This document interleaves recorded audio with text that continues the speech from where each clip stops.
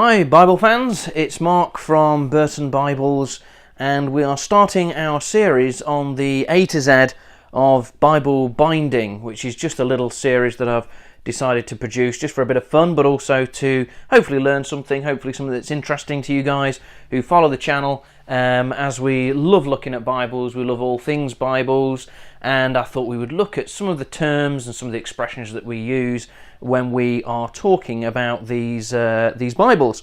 So A is the letter that we will be looking at today, and some of the letters I had several options for, and I just went with the one that I thought would be the most sort of interesting or profitable. A was one that I just had one for, really, and A is the letter that we're going to look at, and A is for Art Gilt. Art Gilt. So you may see on the Burton Bibles website, or when you're looking at a Bible or watching a video about a Bible, people mention Art Gilt. And when they say Art Gilt, they mean that the edges of the paper, the text block, have been both dyed and gilded. So the gild is the gold, the shiny, which you get on quite a lot of Bibles. For example, here's a Clarion that just has a plain gold gilt on it.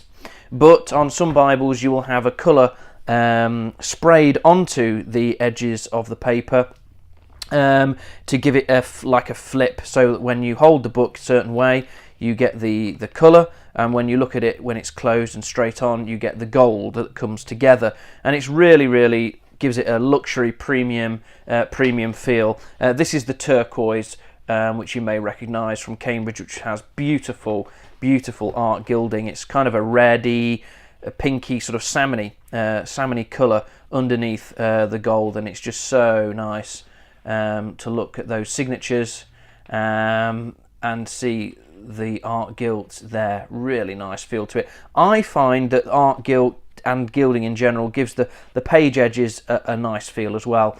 You can get hold of them and find your page better. There's a bit of something there. There's a bit of grip there as well.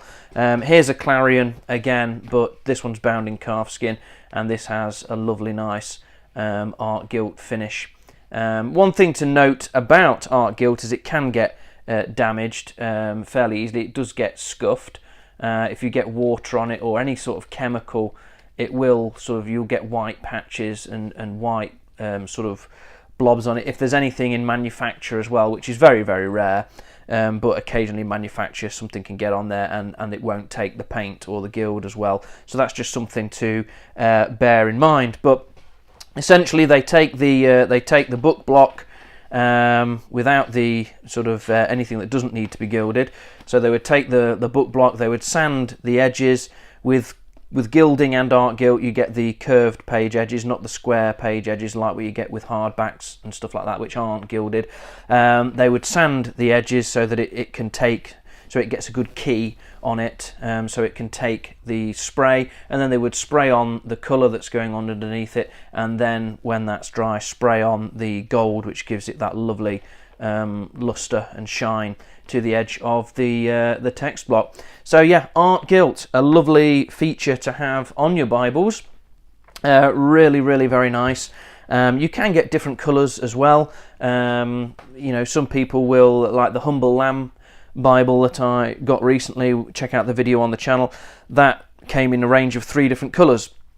And you could have the art gilding done in a violet colour, or like a crimson red colour, or like a royal blue colour, which is nice. And you can often get the ribbons and sort of head and tail bands to match your gilding. So it's just something to look out for. Some people are really clever and customise their Bibles, and they will they'll sort of sand this up again and put their own art gilt on their own colours, which is really clever. There's a few guys on YouTube that follow the channel that I follow as well, and that's what they do. Really clever stuff. So art gilding, A is the letter that we've looked at today. Join us next time when we'll be looking at B. Cheers, bye.